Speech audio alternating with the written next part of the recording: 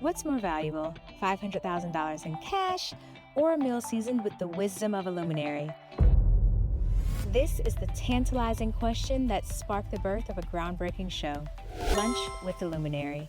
Welcome to Lunch with a Luminary, our Brown Box edition here live at InvestFest 2024. And when I tell you that there are a myriad of luminaries at our disposal and we're bringing them right to you, we've got some great luminaries. So join me today for this amazing empanada-driven lunch in the box discussion with the amazing Dr. Hadiyah-Nicole Green. Now, she is only the second African-American woman to actually get a PhD in physics. I love being around people who are smarter than me. And I can't wait to talk to you about her amazing discoveries in cancer. So thank you so much.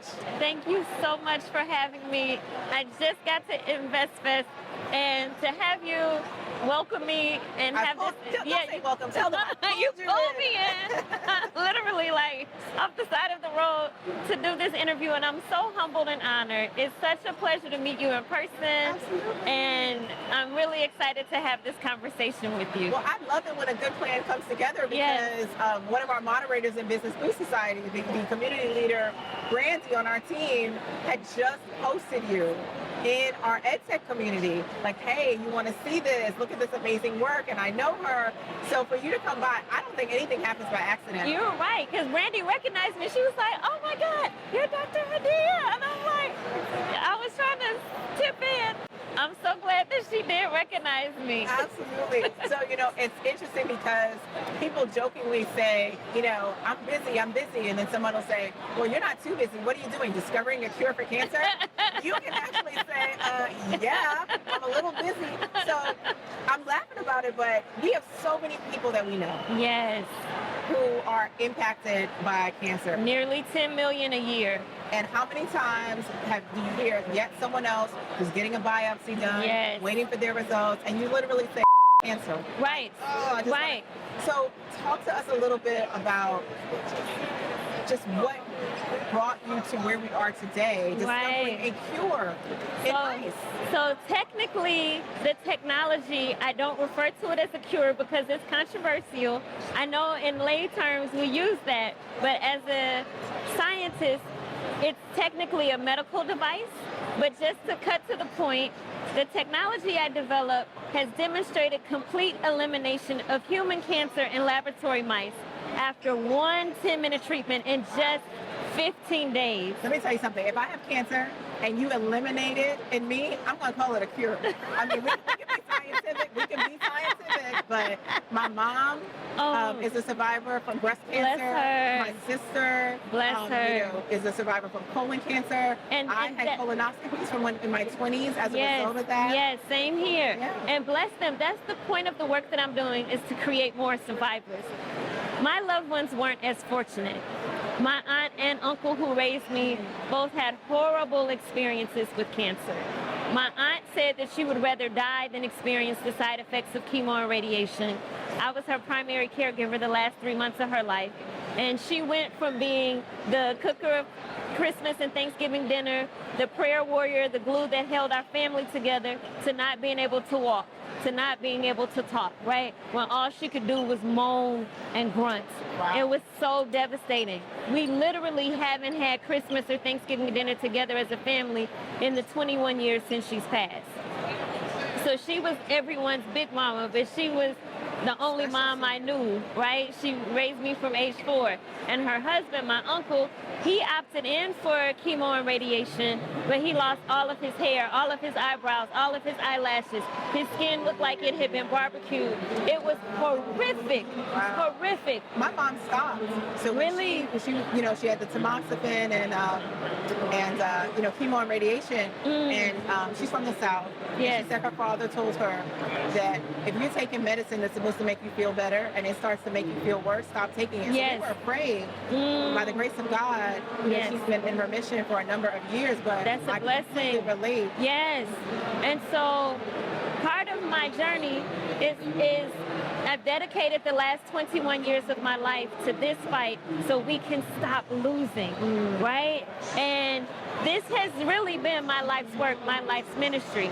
So I had a bachelor's in physics. Okay. And I graduated with a 4.0 GPA. Okay. Now, did people ask you, what are you going to do with a bachelor's in physics? Or No. did you have a plan? No, they ask me now, what do you do with a PhD in physics? And so I tell them about the cancer treatment now. Right. So, but part of it, at the time, You got to take us back. I know, I'm because telling we have you. youth listening. Right, Yeah. right. So at the time, so for the youth, my first semester freshman year, I changed from a computer science major to an engineering, electrical engineering major to a math major, and then I became a physics major because the lady who was working on her PhD at the time when I was a freshman, she became the 50th black woman to get her PhD in physics, and I became number 77. Wow. Right? And so she stopped me coming out of a calculus class my freshman year, pulled me to the side, and started grilling me questions like, who are you? I've never seen you before. You must be pretty smart if you're taking calculus as a freshman. And I'm like, well, I don't know how smart I am. I have really good study habits, and I can focus for a long time.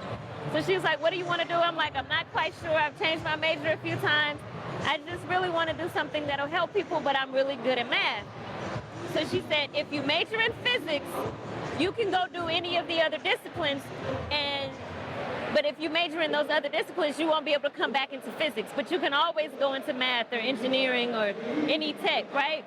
So, and she was like, let me get my thoughts together. So I said, you know, everybody says physics is hard. And she said, those people weren't taking calculus as a freshman.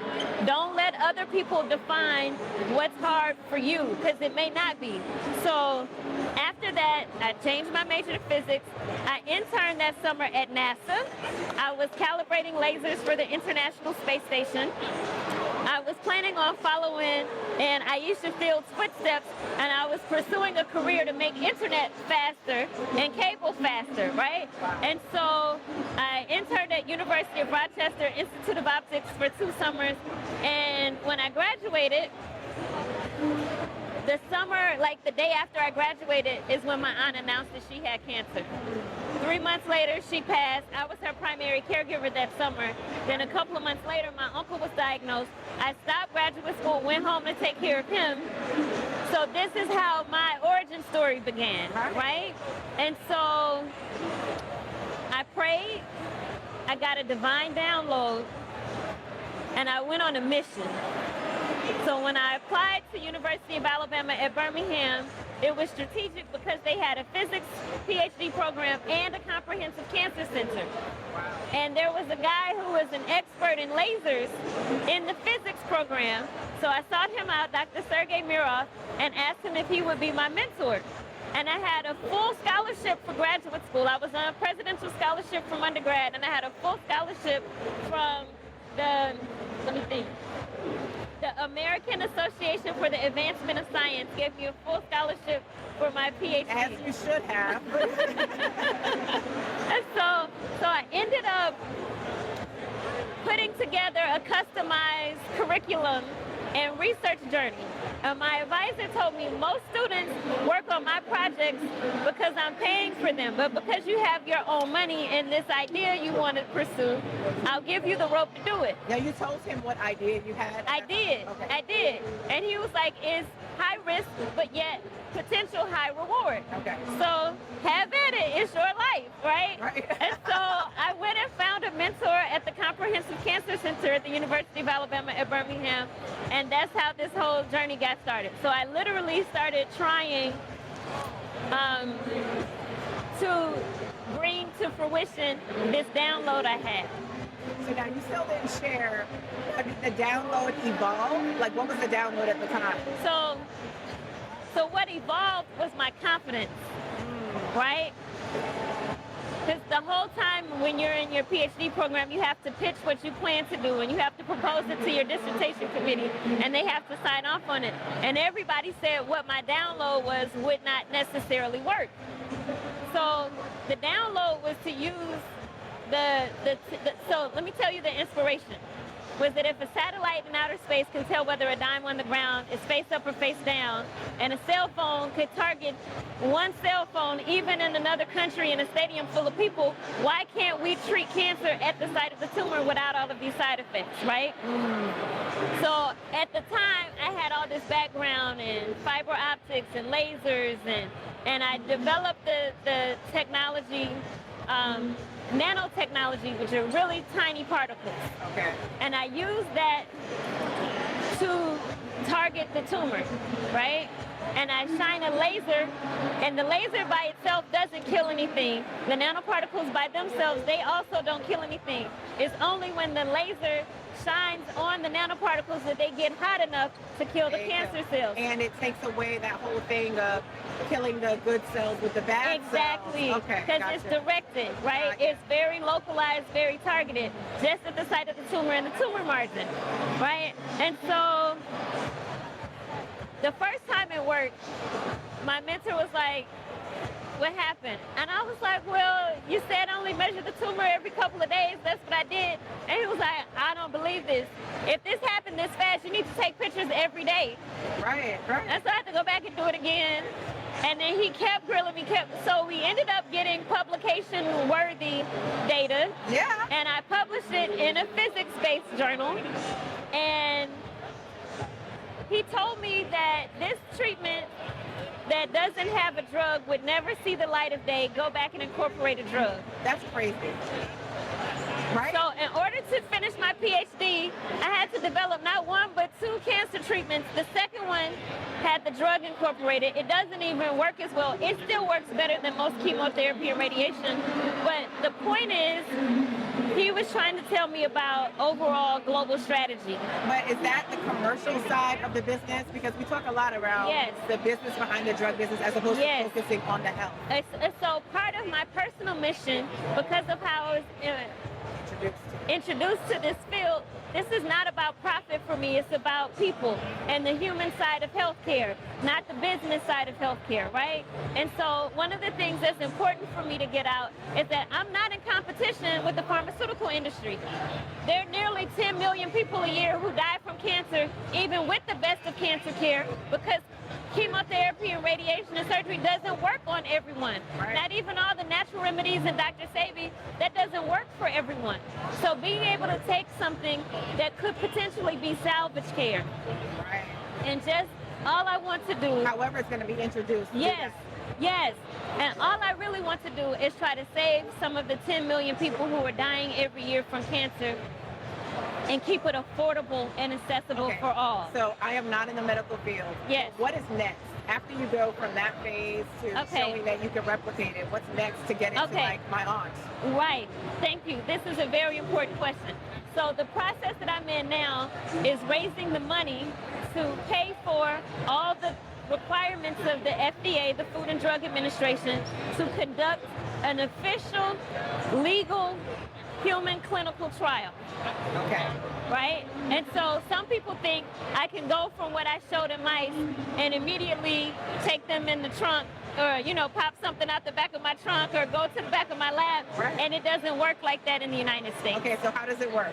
Educate us. So there's a formal application process that the FDA requires any medical device, any drug has to go through this process so that things can be safe, so that we won't have the Tuskegee experiment, so we don't have the Henrietta Lacks, right?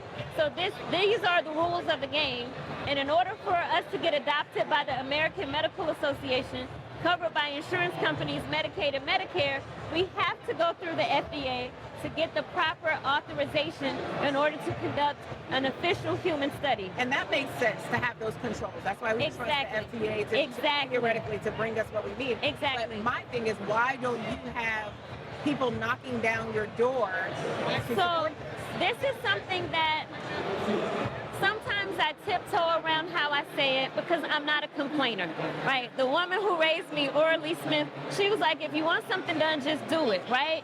Don't complain. We don't have that luxury. We have to be 10 times better than everyone else, right?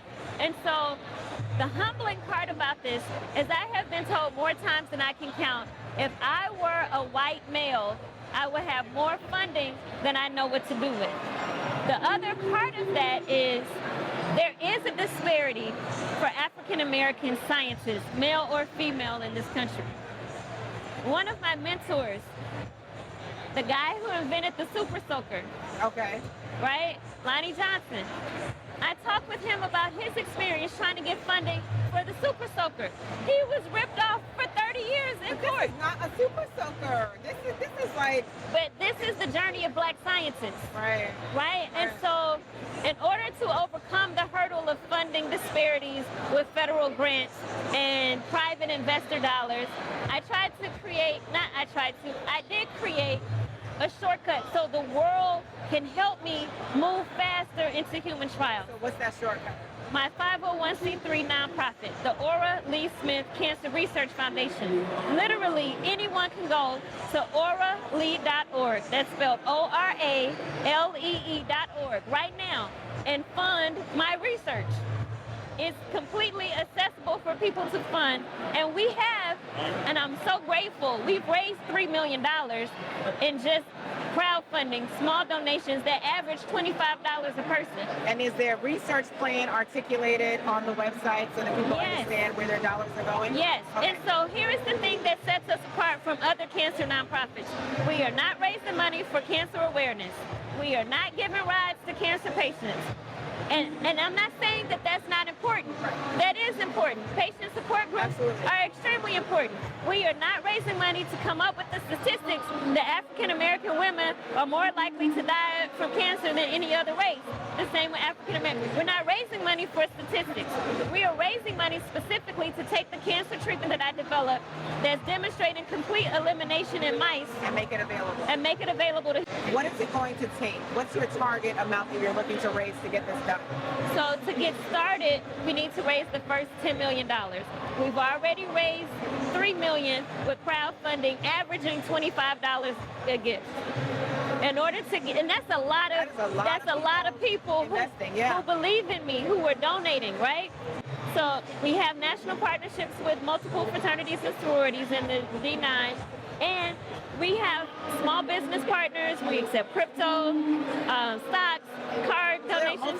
There are multiple ways to donate, right? And then to get to the larger goal, The of larger finishing it, goal what's the amount? to get finished with all 3 phases of clinical trials is $100 million. And I know people think that's a lot, but the top 3 cancer charities in the United States raise over $1 billion a year with no cancer cures to show for it, no cancer treatments to show for it. And they have a lot of programs and a lot of overhead. We don't use our donations for anything other than research. There's no salaries being paid through the Orly. We are an entirely volunteer-run organization. Because it's my pet peeve that there's so much overhead in these organizations, so if you give $1, like 5 cents goes to the cause. That bothers me. When people want and need a cure for cancer, and the money that's being donated to other charities, only 10 or 30% of that money goes to finding research to develop new treatments. Part of the concern by why you're not getting the energy behind it because you don't have medication that a pharmaceutical company can make money off of behind it. But there isn't a pharmaceutical company that's blocking me. If I had the $10 million today, I can do the things that the FDA has already communicated that I need to do, and I was... In partnership with whom? You can do that with your, do you have labs? So let me give some of the background. So I have lab space at the Atlanta VA as part of an award that I received from the Department of Veteran Affairs called a Merit Award. It's really like getting a Grammy or an Oscar for a scientist. It's a huge deal. And they're still doing the research, but we're confirming, we believe I'm the first African American female in the country to receive, to earn a Merit Award from the Department of Veteran Affairs. So I have a lab, I have a team, I have clinical partners, surgeons, and oncologists who are lined up ready to go. Literally, the missing piece is the funding, right? So I've been getting my ducks in the row. I brought that 4.0 student from undergrad to this whole experience, right? So I'm just like, put me in the game, coach. Yeah, I'm ready to go. The I's are dotted. The FDA has actually already reviewed the protocol, and they're waiting for me to submit my formal application. And I and get need it to going. fund it. Yeah, they're ready. So if there's any business that we need to boost, it's your business and your organization. So this is just the beginning. We are going to continue this conversation. You and I are going to work in the background and figure this out. And then we're going to have a part 2 to this interview. I'm loving it. Yes, Thank you. let's go on with you. Thank you.